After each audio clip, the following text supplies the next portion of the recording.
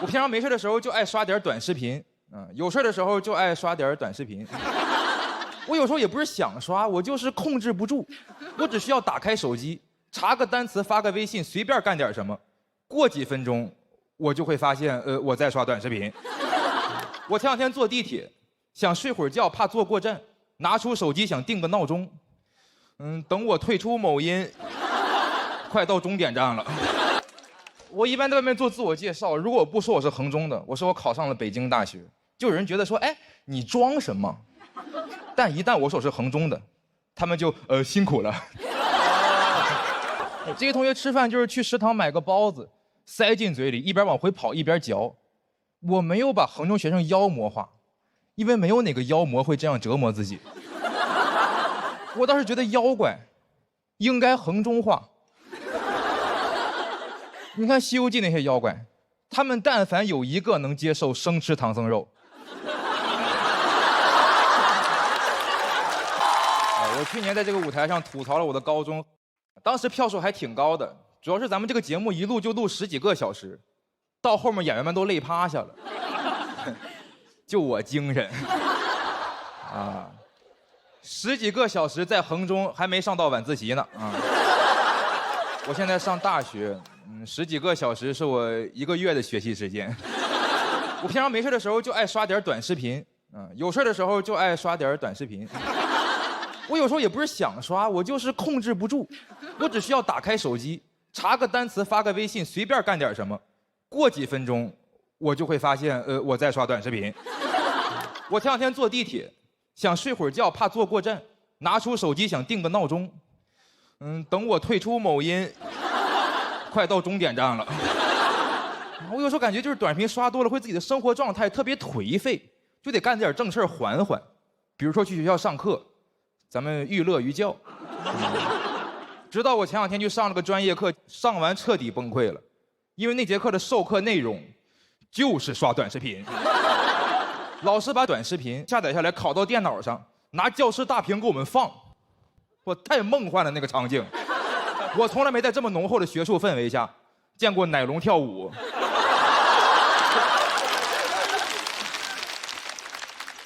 哎呦，那天老师带我们刷了一节课短视频，全是某音拍他喜欢的。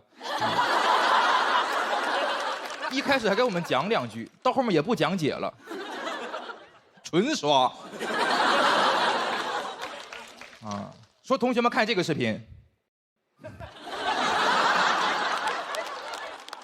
有意思吧？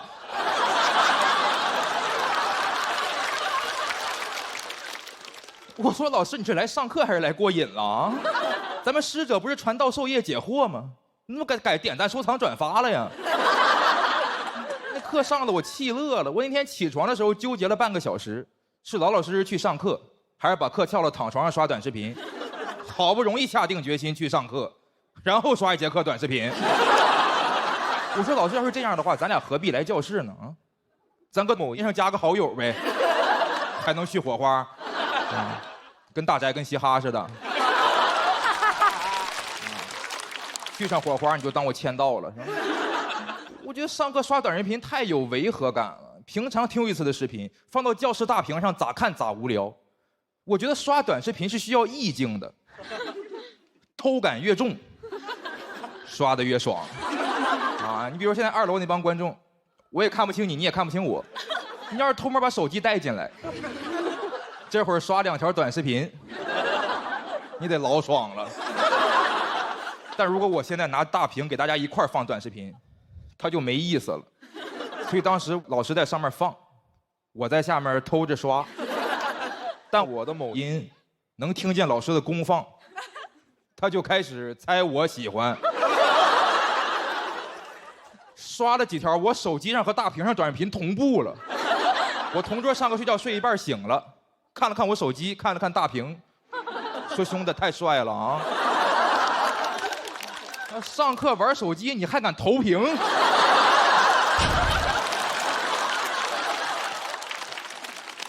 前两天我二姑带她家孩子来我家串门，还拿我教育孩子呢。说你一定要多花点时间学习，少刷那个短视频。你要是能像你谢哥哥一样考上北大，以后你上课刷都没人管你。我说二姑，你是不是上过北大？你不是我二姑，你是我学姐，你是李雪琴。我感觉如果我们这个专业真要学短视频的话，你最起码别让大学教授来教吧啊！你说这些大学教授是什么人？知识渊博，博古通今，就这种人怎么刷短视频？你能想象吗？这帮教授白天在学术会议上传播真理，晚上回家对着手机哭哩哭哩哭哩哭哩。不可能！你说教授教我们1学期短视频怎么创作，怎么引流，他自己的账号200多个粉丝，里面还有50个是我们班同学，剩下学长学姐忘取关了，可能还有1个是我二姑。短视频里有的东西也没人敢教啊，擦边儿。那谁敢教？老师上课让我们课堂讨论说，如果要做一个招生宣传视频，怎么拍最有流量？怎么拍最有流量？哎，你找一个肌肉帅哥，上衣一脱，氛围灯一打，嘴里叼一个学生证。啊，你看多有流量。哎，我觉得这个是现在就是上课学短视频这玩意儿，我们学着难受，教授教着他也难受。人家埋头研究一辈子广播电视，好不容易当上教授，以为是那种热门专业导师，结果成非遗传承人了。你感觉像他们之前为了发顶刊研究社会变化，现在为了上热门研究推流算法。这鲁迅脱下了长衫，还得给自己标一个正常穿搭无不良引导。关键我感觉我能从这件事上看到自己的未来。我现在学短视频，等我毕业可能又过时了。但我现在要是不学短视频，我就毕不了业了。啊，所以等这段播出，希望你们多给我点点赞。我得交作业。好，两位谢谢大家，我是23新传。我今天也想聊聊我的高中。我来和你们站到一起了。我高中是在河北衡水中学上的。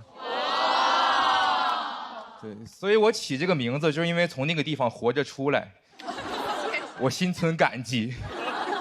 而且今天也很开心能和墩儿老师在单口的舞台上 PK， 完成了一个我从衡中到现在一直没有实现的心愿，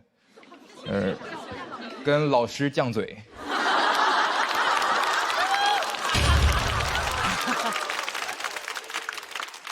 啊，我非常紧张，当时在衡中真不敢犟，衡中是一个很卷的学校。卷到教室后面贴着条幅，上面写着只要学不死，就往死里学，传播度非常广。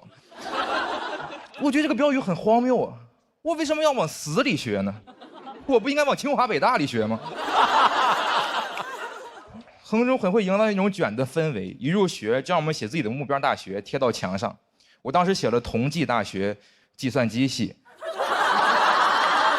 真的假的？那是一个我非常向往的高校。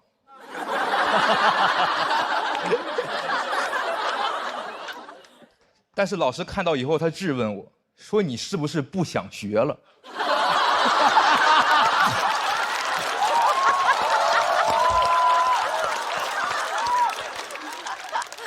你要不现在去网吧吧？让我改成北京大学，我不敢犟嘴，真改了。但是衡中确实出成绩，后来还真的考上了。谢谢你们，谢谢你们，谢谢你们。刚才墩儿老师是清华的，我是北大的，清北学生到底会干啥？会搞笑，这。我一般在外面做自我介绍，如果我不说我是衡中的，我说我考上了北京大学，就有人觉得说，哎，你装什么？但一旦我说我是衡中的，他们就辛苦了。哎，活该你上北大，确实很辛苦。衡中当时时间管理很严，我们都没有时间洗澡，有的同学1个月才能洗1次澡。那个时候班里面味儿贼大，尤其是重点班，班味儿有点重。就当时在教室里待久了，我们得去厕所透透气儿。当时衡中这种严格的管理，依靠于他严苛的校规校纪。比如当时要求我们早读课要大声朗读，比如说背英语单词，comedy， 我们就得 comedy。我不理解为什么要大声，我觉得我背书背过就行呗。你那么大声，分数没上去，分贝上去了。我一开始觉得大声背书这个方法特别俗，后来想了想，其实挺雅的，那背一会儿就哑了。但是没有办法，衡中还要搞那种早读评比，拿个分贝仪去每个班测音量，就导致在衡中待久了，逼得我现在嗓门贼大。就怎么说呢？我其实可以不用麦的，其实。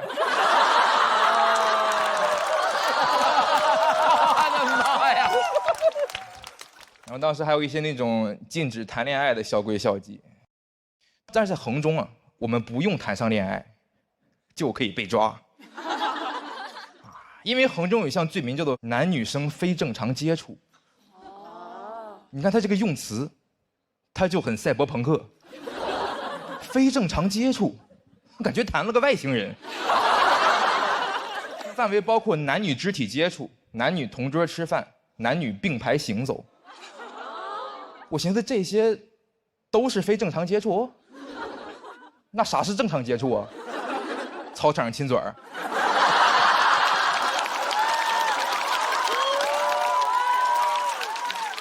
还是双方家长先见个面啊？当时处罚力度是回家反思4周。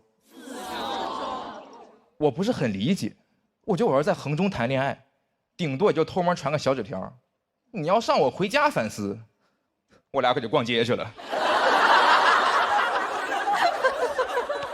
当时衡中有那种老师，他专门负责查违纪，每天就往他那个电脑前面一坐，拿个高清摄像头看有没有人谈恋爱。哼，恋综观察员。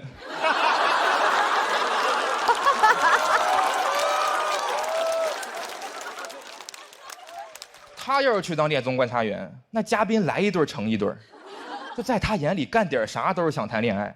我当时比较爱干净，我宁愿不吃饭也要挤时间洗澡，就因为身上没有臭味儿。德育主任质问我，说你最近是不是谈恋爱了？天天洗澡，肯定是为了招女生喜欢。我说老师，有没有可能我洗澡不是为了女生？我是为了卫生。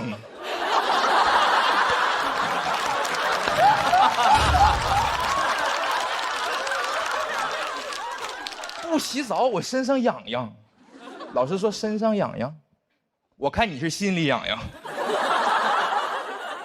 当时德育主任还负责查自习，然后他检查的指标是抬头率，就是在一间安静自习教室里，德育主任会从教室前门推门而入，看有谁抬头看他。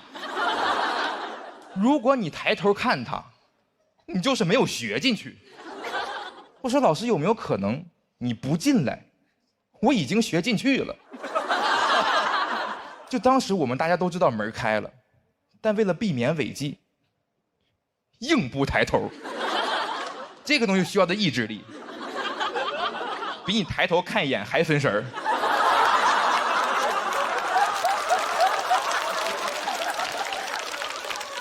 我有一次正做着作业呢，突然老师推门进来，我嘎一走神，算出来李白是个等边三角形。就李白要是在我们衡中上的高中，他也当不了诗人，他望不着明月，他举头只能望主任，然后主任让他低头回故乡反思1周。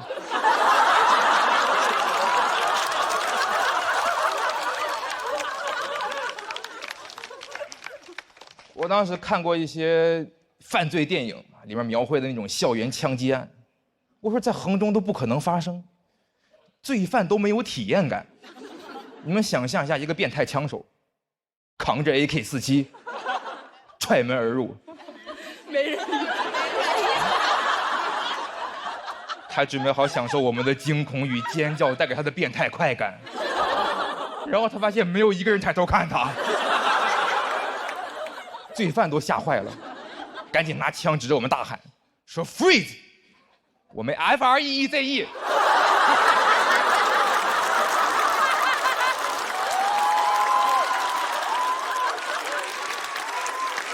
他永远不会理解为什么我们被人拿枪指着还能学习。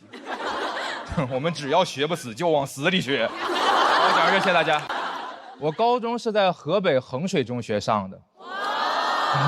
对，那是一个很卷的学校，有个同学卷到吃饭不到5分钟，动作非常快，感觉走的应急通道。这个同学吃饭就是去食堂买个包子，塞进嘴里，一边往回跑一边嚼。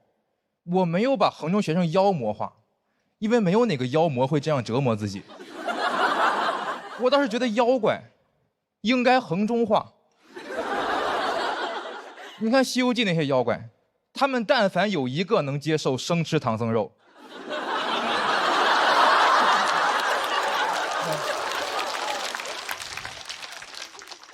这些妖怪就应该抓到唐僧，就往嘴里塞，一边往回跑一边嚼。等孙悟空追上一看，说：“哟，师傅已经走了，那咋办？上会儿自习吧。”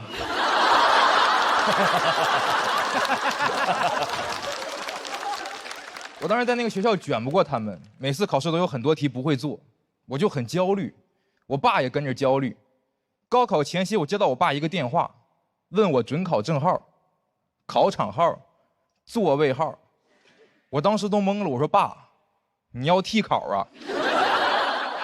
我爸说：“不是，我去帮你拜菩萨，要提供你详细的个人信息。”你最后考试结果出来以后，不知道是我的原因还是菩萨的原因，就考上了北京大学。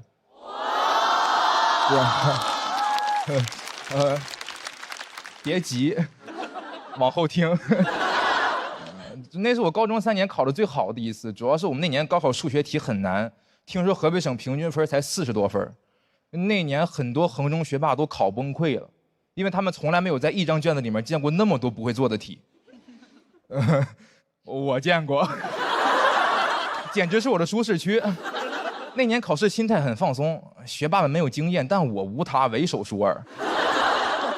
最后考得也比他们好，毕竟你说一群刚瞎的人，怎么可能比黑灯走得快呢？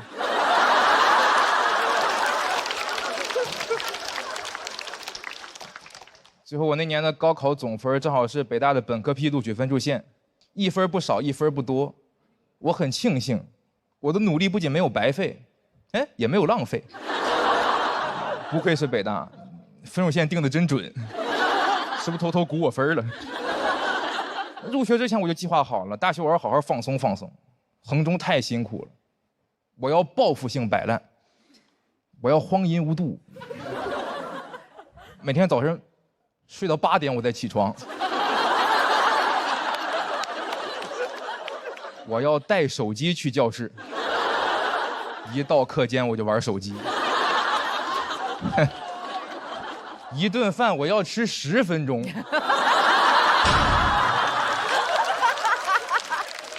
我要坐着吃包子。入学以后，我室友说：“不愧是衡中的，大1就要考研呢。”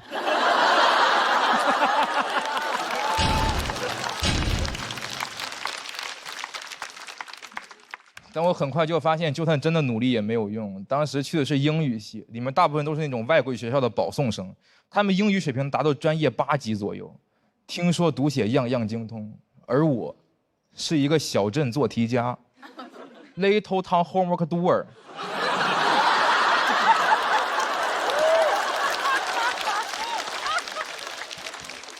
每天英语系全英授课，老师同学们谈笑风生，我听不懂。我一个中国人，感觉自己在中国留学。拿查词典来说，同学们查都是那种牛津英文词典，用英语来解释英语。我试过，我查1个生词，蹦出来48个生词，我得再查48个生词。我要查的单词数量指数型增长。用英文词典有一种道家的感觉，1生2，2生3，3生万物。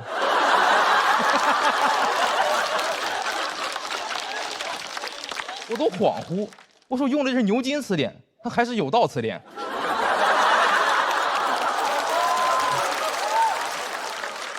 挨个查词太麻烦了，所以我后来有看不懂的课文，我都直接拍照问夸克 ，AI 相机就能整页翻译，拍照问答、图表分析，样样在行。感觉比起我，夸克才更像一个北大学生。我也试过努力学习，但是基础差得太远了，实在是跟不上。我都不知道为什么北大要把我这种差生招进来。我成绩是班里最差的，属于是那种比上不足，比下正是在下。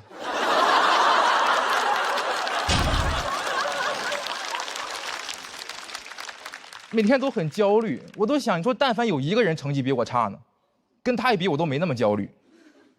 想到这儿，我突然明白了，为什么北大要把我招进来。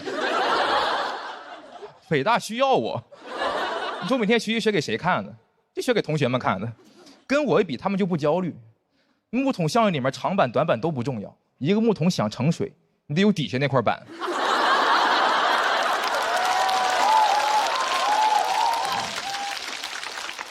什么面子里子，我是北大的底子。这个世界我懂了，哪里都需要我们这种差生。现在学习压力那么大，就应该在每个高校都投放差生，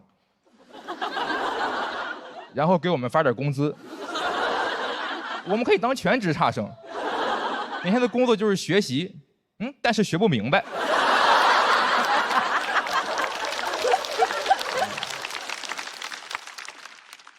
然后去那些优等生面前抱怨说：“哎呦，这知识也太难了，这个世界谁懂啊？”我觉得这样不仅能够为那些社会的栋梁们在校园里提供情绪价值，还能够解决差生的就业问题。反正我们毕业也找不着工作，干脆不毕业，留校任差生。你们也别觉得差生这个活好干，我们得时刻注意着，千万不能学会了。毕竟我们不是傻子。日积月累，到个35岁左右，学的差不多了，成绩跟优等生一样了，被优化了，这个时候就可以毕业了。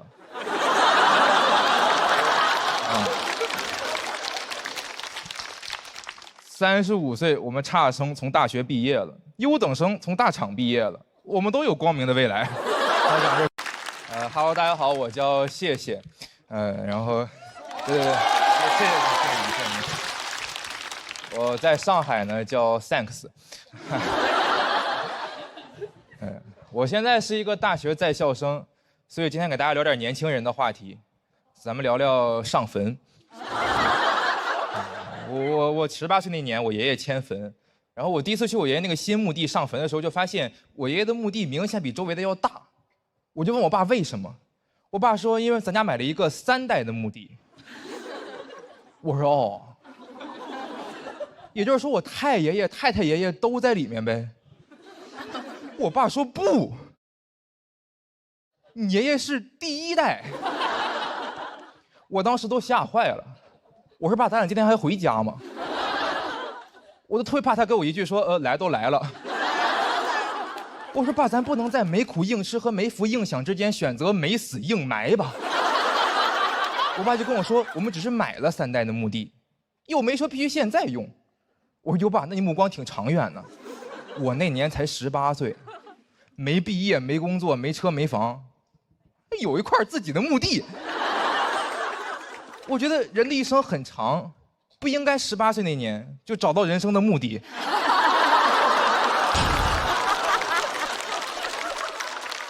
我爸给我解释说，咱这是公墓，如果不提前买好的话，等爷爷附近墓地被别人买走了，咱们就没有办法和爷爷埋在一起了。我说爸，如果没记错的话，爷爷活着的时候，咱都不跟他住一起。但没有办法，这个墓地就属于是买都买了。我就试图说服自己接受它，然后发现其实提前有个墓地确实挺好的，生活中的很多问题都有了答案。比如那天我妈给我打电话问我说，你跟你爸死哪儿去了？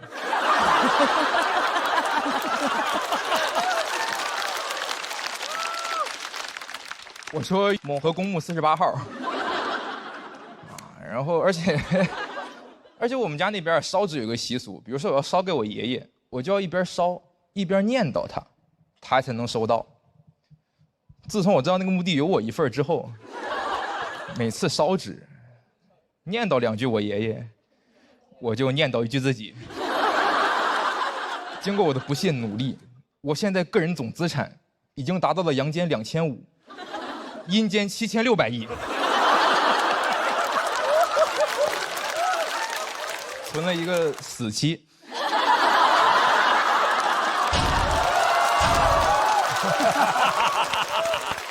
我现在为了存钱，逢年过节就烧纸，不光清明节烧纸，圣诞节我也烧纸。前2天父亲节，我爸说啥没让我去。我为了烧纸，就是有一次去烧的时候，旁边有那户人家也在烧纸，那个人一边烧一边想跟我唠会儿嗑，他说：“孩子，你这是给谁烧呢？”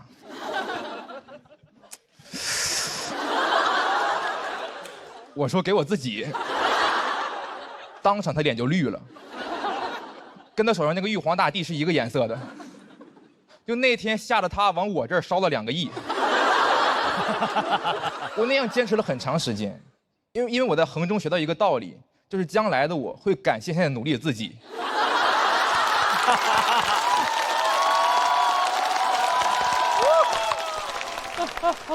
但我有点太努力了，我爷给我托梦了，他说别烧了，够了，下面都要通货膨胀了。我说爷爷给您烧您就收着呗。我爷说真不用真不用，说哎，给孩子的。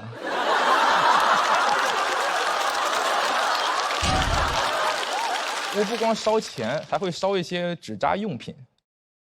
纸扎用品太有性价比了，纸扎的跑车9.9块，还送车牌和驾驶证。我现在是保时捷名 A 5个9的车主，我还有一个绿牌新能源的，弥补一下烧纸不太环保的问题。我一开始不太理解为什么到了阴间还要车牌和驾驶证，后来想了想，可能是怕死人开车撞死人吧。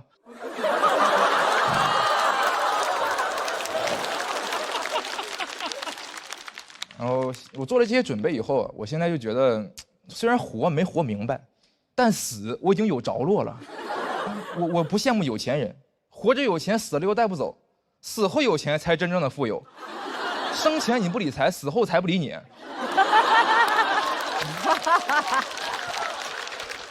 我现在心态很洒脱，我就属于阴间土豪体验生活来了。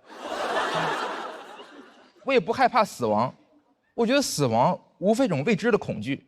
很多人怕死，是因为不知道死后会面对什么。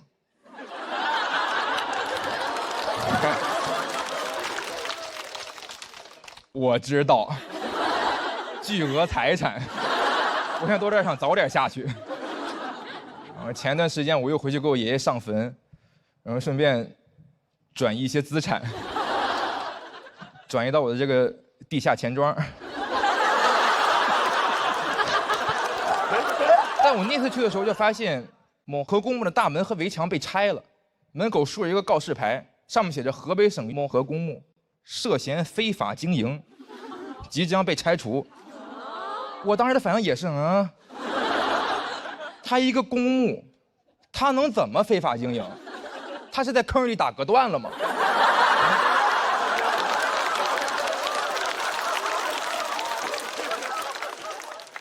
我就一定要查清楚。我上网搜了一下，发现是因为虚假宣传。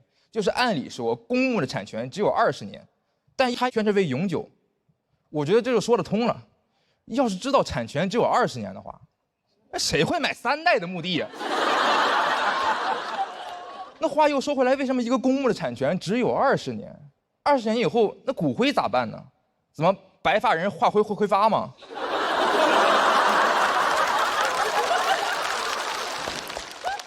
我现在算是发现了，提前给自己烧钱一点用都没有。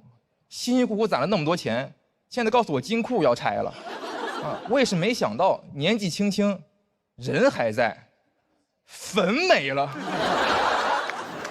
今天也是忠告大家，这理财有风险，烧钱需谨慎。那不说了，我要找下一个人生目的了。好，感谢大家。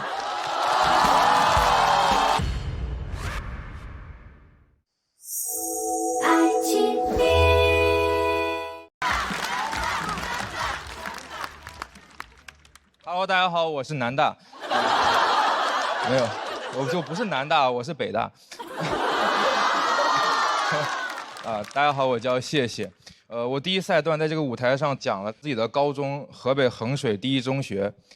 节目刚播，高中班主任给我发微信，说删了。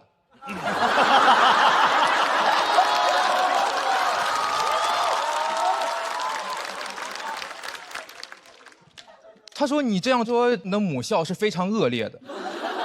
我没弄明白，怎么就母校了？啊，我母校不是北大吗？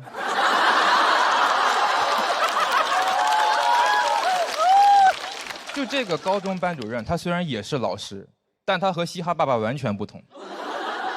他是嘻哈爸爸的反义词，爸爸哈西。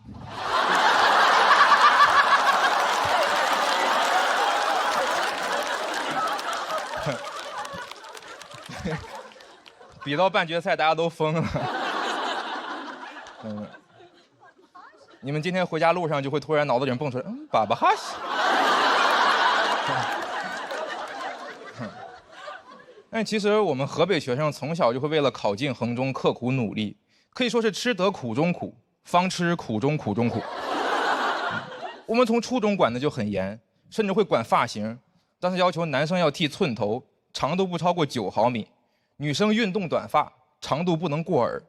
每天一放学，那个场面就是一群猕猴桃混着爱探险的朵拉出来了。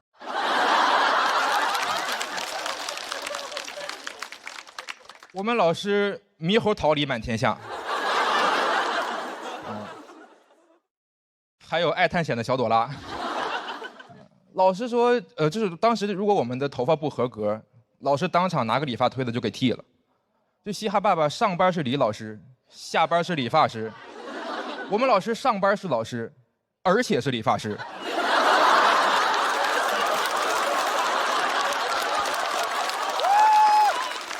他既是 teacher 也是 barber。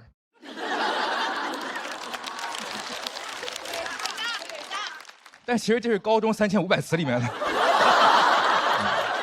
整个过程，我们年级主任会在旁边监督，发型总监。老师说这是为了提升学习成绩，我没明白。哦，9毫米就能上北大，1厘米就上不了。头发失之毫厘，成绩差之千里。我看这教室墙上挂着那个牛顿的画像。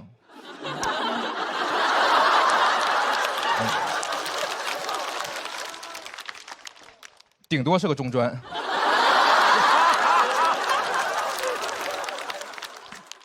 剃头不重要，重要的是服从命令。老师让你剃头剃就完了，老师让你学习学就完了，老师让你考衡中考不上就完了。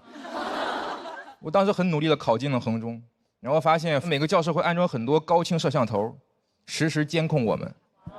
就当时老师开班会还在说呢，勇敢做自己，生活没那么多观众。就他们那个监控强度，可能是没什么观众，全是私生饭。在衡中那几年都跟明星共情了，特别希望老师们关注我的作品，远离我的生活。那些摄像头高清到什么程度？那天我们班长在本上写了一句"垃圾学校"，全校通报批评。后来查出来了，他写的是"创造无垃圾学校"，橡皮挡住了几个字儿，我写的是"垃圾学校"。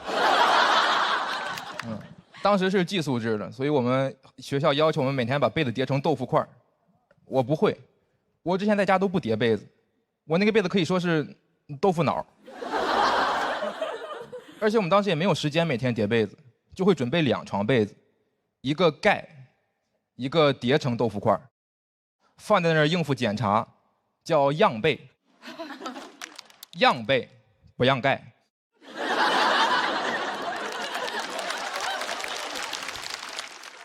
但是其实老师检查的时候也能发现是样被，他们不管，因为这样也算通过了测试。就在老师眼里，我这个被子哪怕是样被，糊弄糊弄也就过去了，糊弄糊弄呢，我这辈子也就过去了。我有时候都感觉没必要找个借口啊，剃头发、叠被子怪麻烦的，干脆老师直接推门进来问我们，服不服？我们说服了服了，那效果是一样的。我从小在这种环境中长大，很听话，我没去过网吧，只上过微机课。小时候朋友叫我去网吧，我说不了不了，没带鞋套。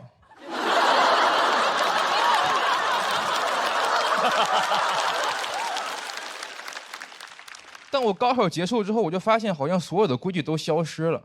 我这种服从惯了，反而有点迷茫。没有人给我发号施令，我就不知道该做什么，感觉自己像一个那种 AI 助手，只听得懂指令，不然我就服务器繁忙。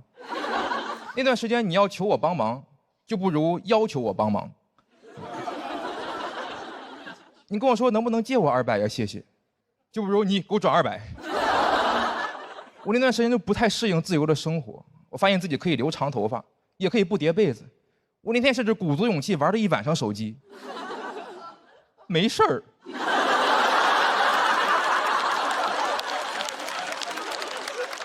我都有点崩溃了，我说这还有人管没人管了？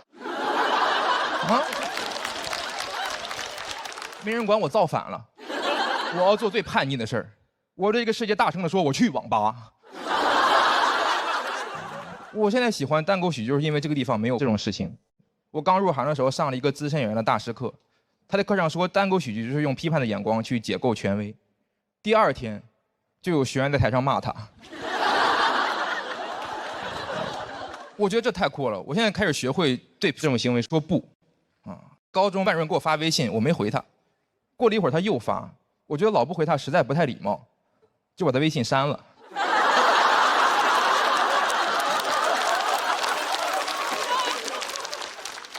高中班主任现在在我这儿已经没有微信了。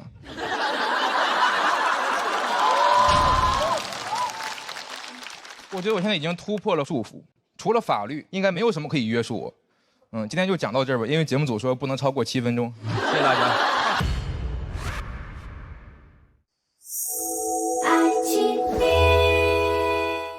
大家好，我叫喵喵，也是一个北大的学生，但是跟雪琴姐跟谢谢不一样，是靠踢足球体育特长考上的。这个身份就很割裂了。在北大踢足球这句话念起来有一种从夯到拉的感觉。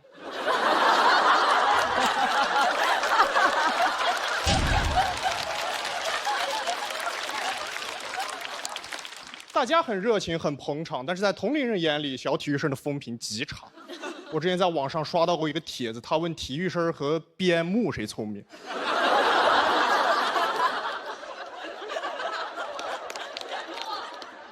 投票的结果是我们赢了。因为边牧不会点举报。但考上北大不一样，大家会误以为你学习很好。之前有那种教培机构找我说，让我给他们孩子做一堂高考经验分享。我说我吗？我咋分享啊？我往那一站，我说咱们各个学科就抓大放小啊，什么语数外物化生政史地，咱们就先放一放。不能误人子弟，赶紧去跟老师交涉。我说别搞，人家高考。他说2万，我说好。分享前给我发了张单子，是他们班同学的基本情况。我一看是他们当地最优秀的一批孩子，模拟考680，三模比我1模2模加起来都高。聊到文理分科，一个弟弟小手一举：“哥哥，你是哪科的状元？”哥哥是武状元。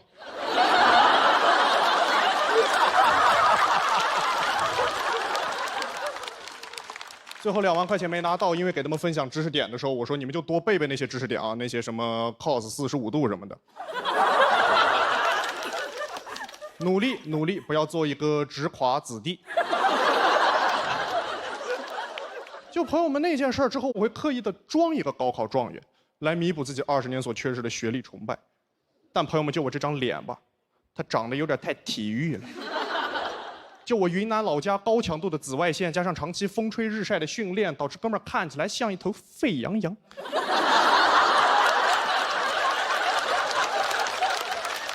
这外貌真是没有什么办法改变了，只能通过穿搭改变自己。想把自己打扮得非常的学院派，想把自己打扮成那种 hot nerd。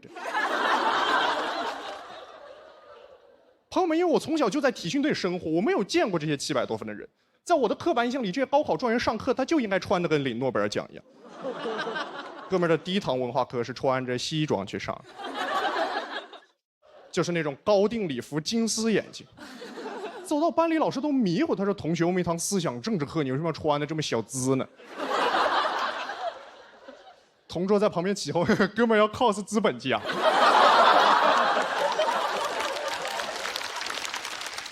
我说：“不，念 cosine 资本家。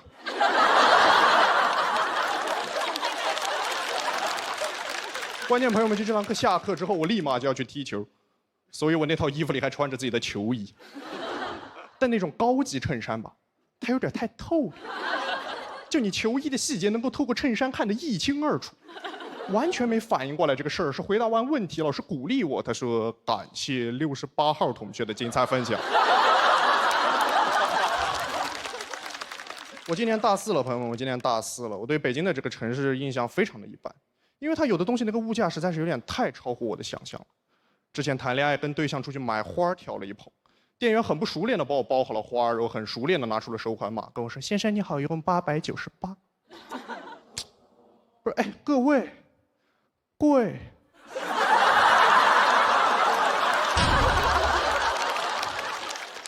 头一次买花用上了花呗。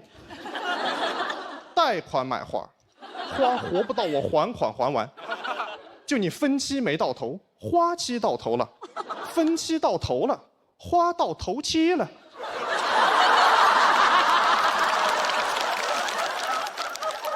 我的素质我是可以逃单的。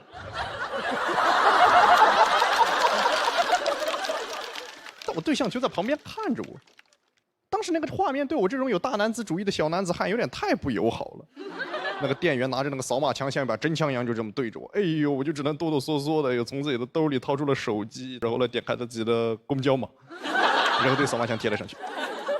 哎，朋友们，我当时就是在想啊，你们说有没有一种可能，咱们中国那么多人啊，就有那么一个人，他的付款码长得跟我的公交码一模一样？没有。还想挣扎一下，还想挣扎一下。我在那跟那个店员我说：“你今天一定要给我个理由，你这花到底凭什么这么贵啊？”他说：“先生是这样的，我们的花都是从美丽的彩云之南空运过来的。”我说：“哪里空运过来的？”哎，各位，全云南最不值钱的东西，就是花啊！有没有人管管？你一个东西从老家到北京的溢价那么严重，我以后买花带过去那都算走私了。以后我过海关的时候，就是带着个斗笠，背着个背篓，反正你们刻板印象里云南人就是这种样子。然后过了那个海关，机器也不响，但是警犬突然开始狂吠，安检人员神色凝重，海洛因不康乃馨。围观群众一哄而上，一起把我摁在地上，打开背篓，大惊失色。哎呦，狡猾的云南人，竟然把鲜花藏在了饼里。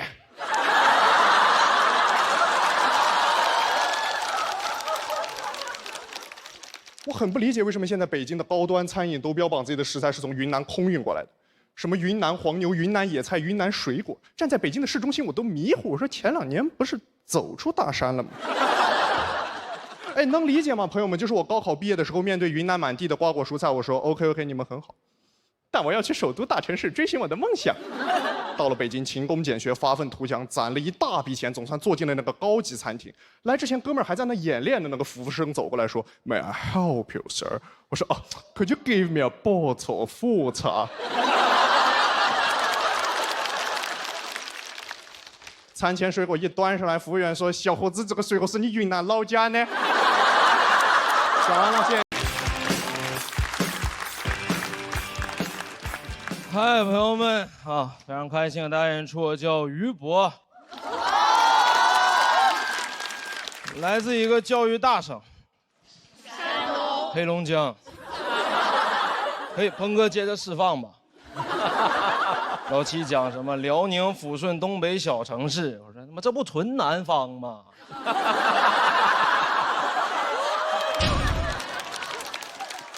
当然，教育大省不是空穴来风。各位，我知道这2年互联网对黑龙江刻板印象很深，东北小孩抽烟喝酒打架混社会，往那一站就是松柏欲盖弥彰。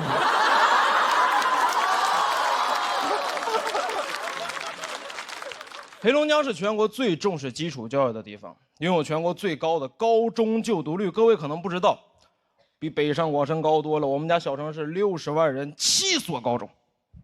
没有中专和技校，每个混混都有文凭。你去看每一个打你的人都会3角函数。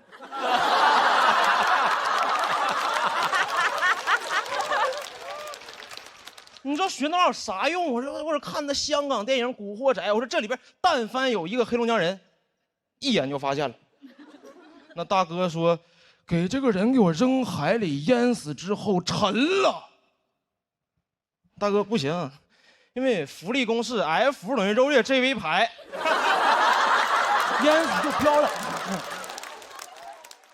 重视教育，读书改变命运这个观念刻在我们骨子里。从来不掩饰读书的目的，很直接，很夸张。我们当时高中班级直接到班级名字就叫清北班，清北班，太直接了。这和那是衡水中学不一样，人家不叫，但能考上。我考不考上别说，我们就叫，先叫，先叫的人先享受清北。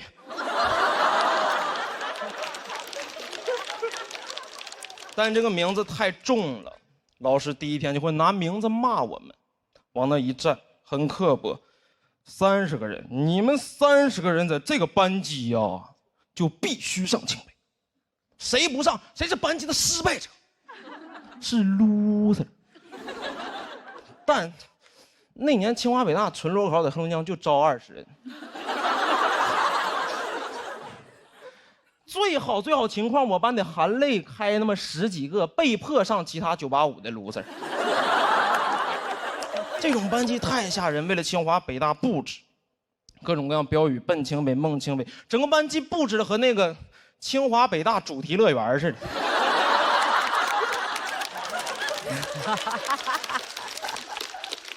每个人的成绩和分数线的折线图，给饮水机取名叫未名湖。在这儿学习，批卷不敢使劲儿，得清华。天天在乐园里边学习学懵了，说一会儿6点半有没有校长坐着花车游行啊？没有，这个名字很重，老师会拿这个名字骂我们，很多事儿干不了了，玩手机什么的。你们这几头烂蒜考清北，那清北学生会玩手机吗？啊，清北学生会谈恋爱吗？啊，那清北学生会说话吗？你也不知道是骂我们还是骂清北学生。往下边一坐，我都纳了闷了。我说他们到底会什么呀？这群不会玩手机的单身哑巴。高考那年确实失之交臂，没考上，因为自己会太多了，被迫在上海同济当了4年 loser 啊。哦，这个事儿不值得哦，因为说实话，这不是我想学的。但那种教育观念里，如果你没去到那2所最好的学校，很多人生你就不能选了。当时特别想去北京人大学社会学。我妈说社会学你上什么人大学啊？你上社会上学。听妈在上海同济学计算机，我说那计算机为什么不在网吧里学？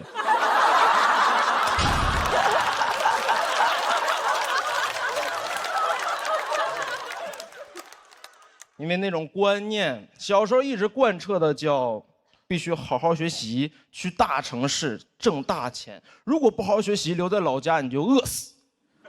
小时候深信不疑，直到自己真的来了上海，发现这事儿不对。因为我也可以好好学习，在大城市然后饿死。人只要想饿，在哪儿都能饿死。上海的消费更容易饿死。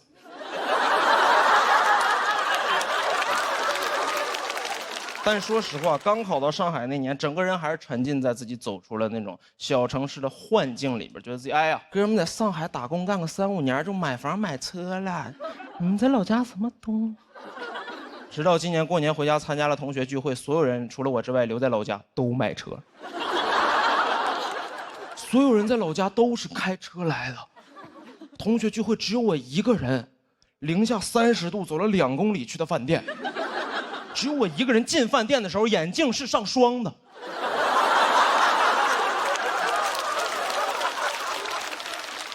他们有车的人眼镜的霜拿雨刮器就刮掉了。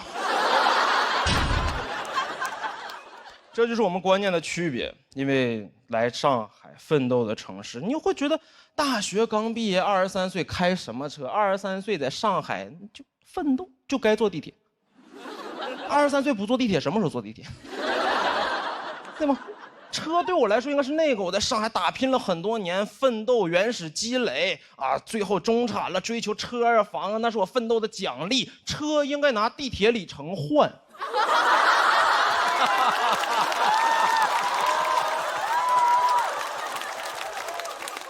但在老家不一样，老家什么奋斗的奖励，你只要活到一定年龄阶段，爸爸妈妈就会给你买房买车，不是奋斗的奖励，算签到奖励。在线时长够，可以了。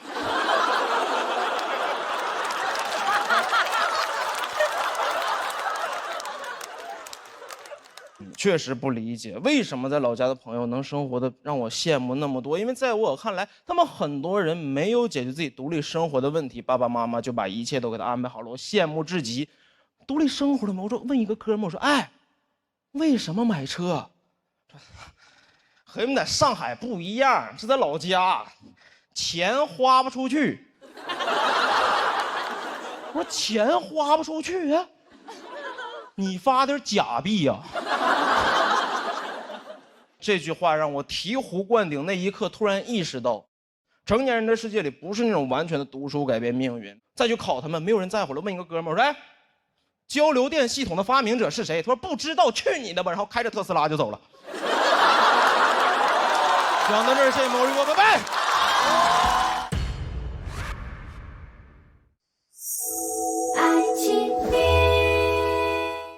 我的职业是一个律师，气质上不太像学法的，像是犯法的，但是真的非常喜欢法律。为了坚定学好法律的志向，在后背纹了个天平。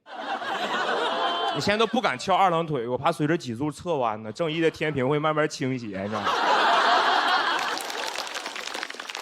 其实东北人吃法律这碗饭不容易。因为我觉得世界上真的很难能有一种口音能像东北口音这样啊，什么威胁到司法的严肃性。其实大家不难看出，我的家庭氛围挺轻松的，我爸是个警察，我妈是个法官。我小时候在家咋说呢？群众。我小时候闯祸，他俩直接走程序，我爸抓我妈判。但是小时候他俩揍我的时候，我就觉得不太对劲儿。直到上了大学之后，学了诉讼法之后，发现他俩打的真不对，程序不对。你知道，就按来说，他俩作为夫妻呀，在同一个案件中，我是可以申请一方回避的。小时候放假的时候，经常去我妈工作那个法院去写假期作业。写完作业之后，唯一的一个放松方式就是到楼下去旁听一些庭审。请问你们看过东北那边的庭审吗？你们真应该看一下，那不小品吗？看你那哪有意思？你知道吗？那种县城的基层法院，有的时候就是两边当事人都不请律师，你知道这会导致一个问题，就是当事人听不懂法官的问题。你知道有一次那个法官坐在台上问被告有什么意义，被告说有教育意义。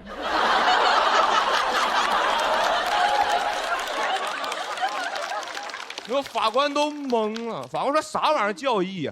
我是问你对原告提出的证据认不认可？被告说啊，那不认可。法官问哪里不认可？被告说心里不认可啊。家里人也希望我走法律这条道路。我高考的时候考到那个西南政法大学。嘿，谢谢。哎，读了4年的法学本科，然后后来又考研，然后考到了四川大学啊。感谢。然后其实刚才讲这些，就是想说，其实作为一个法学生，有几件事必须要做。我也一样，我花了1年的时间认真准备，然后高分通过了法考，又花了1年的时间认真实习，然后拿到律师执业资格。现在在我们律所里面也算一个还比较有口碑的脱口秀演员啊。其实我律师当时这样，我自己都挺失望的，因为很小时候对律师这个行业就特别向往，特别小的时候就已经拜读了这个行业最经典的那部巨作《何以笙箫默》。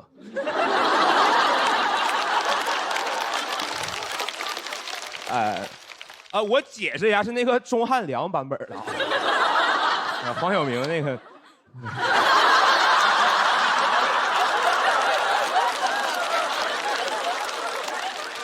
你知道吗？这部剧太让一个想当律师的孩子自卑了。何以琛太帅了，每看一次就感觉跟他之间的差距又多了一分，但是忍不住老想看。直到今年又看了一遍，说我是啊，那朋友，我终于承认我跟何以琛之间有本质上的差别。他是本科生，我是研究生啊。那我当律师，我发现他的法律意识倒是变得越来越强了。经常咨询我各种各样的法律问题，朋友们我都不爱回答，那都是什么法律问题？那都是违法律问题。小偷偷小偷算偷吗？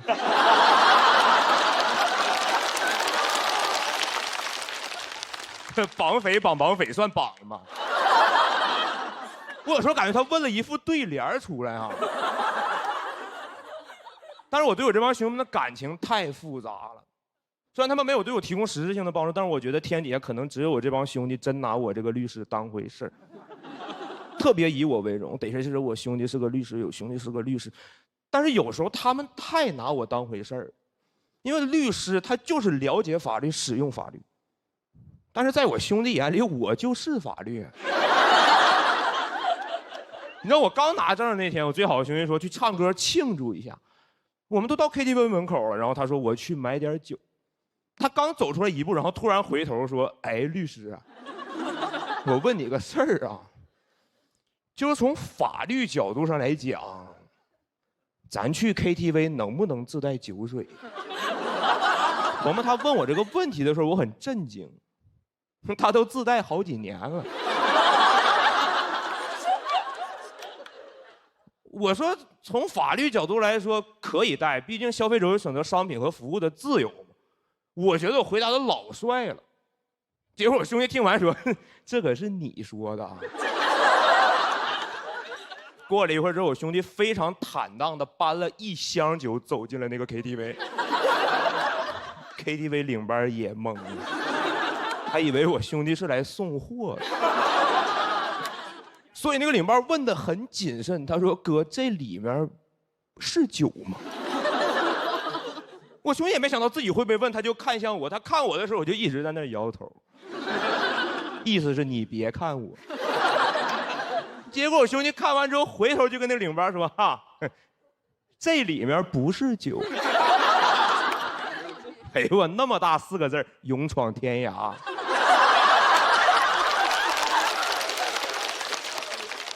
那里面不是酒是什么呀？根号81呀，开开才是酒。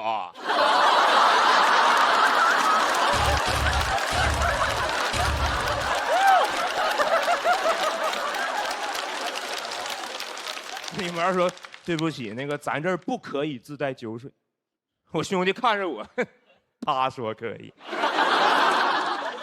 他是个律师。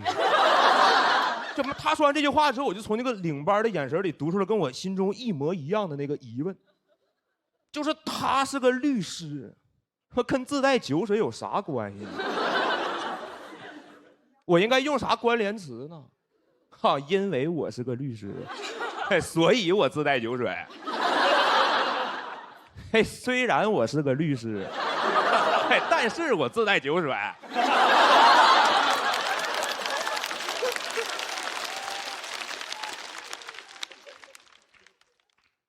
与其说我是个律师，不如说可以自带酒水。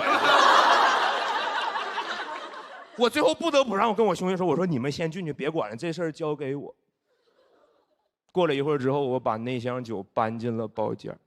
我兄弟又激动又震惊，问我：“你是咋搞定的呀？”我说：“晓之以理，但是你记得下回还是偷摸带。”其实那天我给领班塞了200块钱，但是我最难受是那个领班收了钱之后，嬉皮笑脸的问我说：“你平时都这么干事儿？”非常开心见到大家，然后做个简单自我介绍，我叫多多，现在是在上海读研究生3年级。开学第一天我就感觉人与人之间的差距蛮大的。我同学问我哪里人，我说我是四川的。他说四川好呀，四川好。哎，我以后可以把我上海的房子卖了，去四川养老。人聊天怎么能这么恶心呢？他不说，我都不知道他在上海有房子。我也很难回答。我说：“哎呦，上海好啊，上海好。哎，我以后可以把我四川老家的房子卖了，去上海等死。”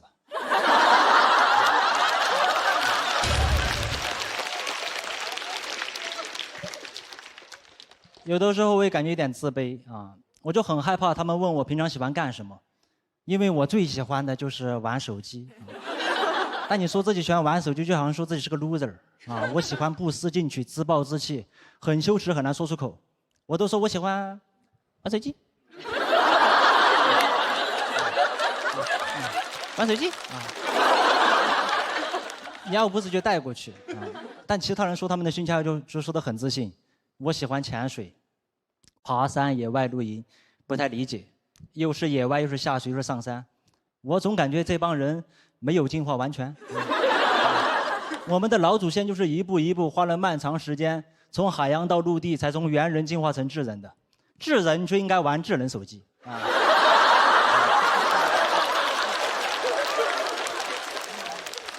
你让老祖先怎么想？老祖先一看，我去，怎么还在爬山呀？咱们有手机应该好好玩啊！咱老祖先当年没这个条件，你给他一个手机玩，他不知道玩得有多开心。每天窝在洞穴里刷 B 站，直接从猿人进化成2次元人。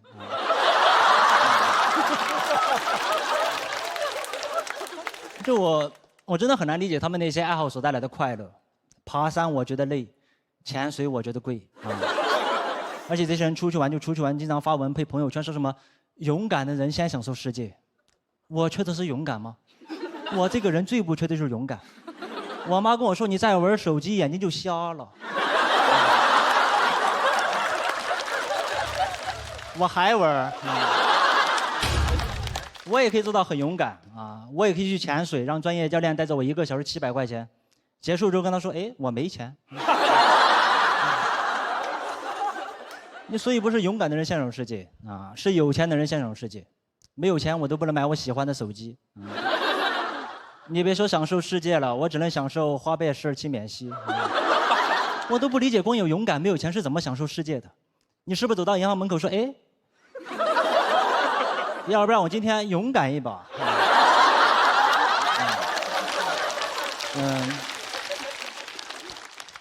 我感觉这个社会对玩手机充满偏见啊！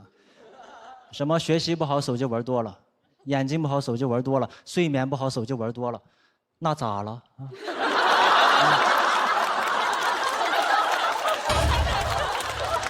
这不是应该的吗？手机带给你这么多快乐，你受点伤害怎么了？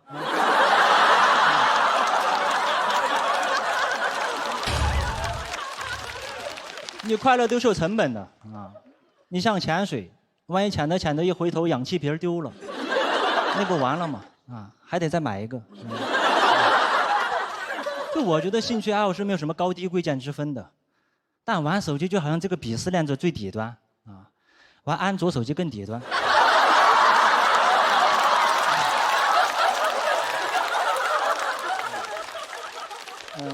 你像喝酒也会对身体有害，但你在上海这种城市，你说你喜欢喝酒，听起来就比喜欢玩手机更体面一点。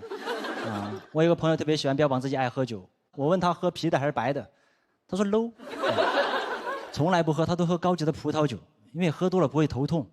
哎，我说你为什么不直接喝水？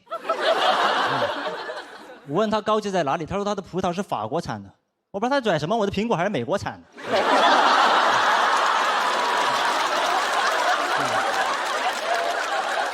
哎呀，很多人喜欢喝酒，无非就是喜欢那种被酒精麻痹自己，慢慢忘记烦恼的感觉。玩手机也可以麻痹自己。我手机玩了6年都玩烂了，现在边充电边玩手机，手机都漏电。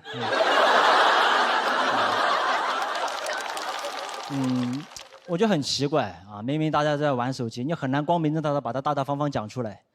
没有人在自己工作简历、兴趣爱好内栏说喜欢玩手机的，都说喜欢看电影、听音乐、拍 vlog， 那不就是玩手机吗？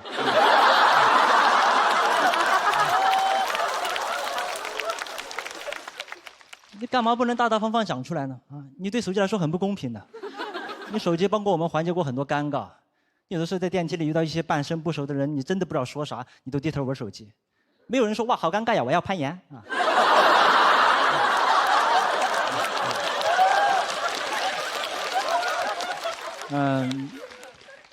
我知道大家今天的手机都被没收了啊。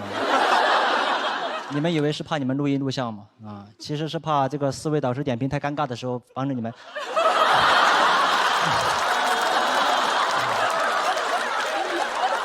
偷偷玩手机，偷偷玩手机。前段时间我有个朋友约我早上8点钟去市中心攀岩，我根本不懂攀岩，我只在上学的时候翻过墙。他说攀岩不一样，攀岩有不同的线路、不同的难度。我说爬上去之后干嘛呢？他说跳下来。我说跳下来，然后呢？他说再爬上去。我说跳下来之后不应该去上网吗？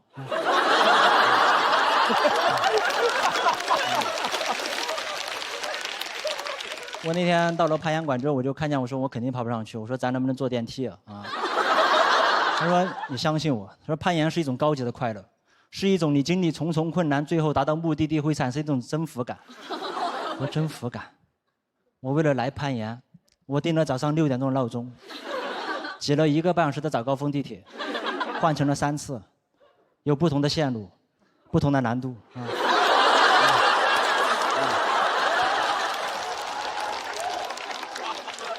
我征服谁了啊？我征服了。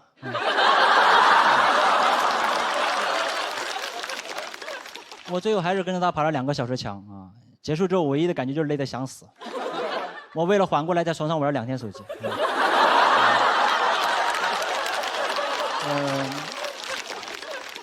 我今天已经讲了5、6分钟了啊！我想去玩手机了，拜拜，拜拜。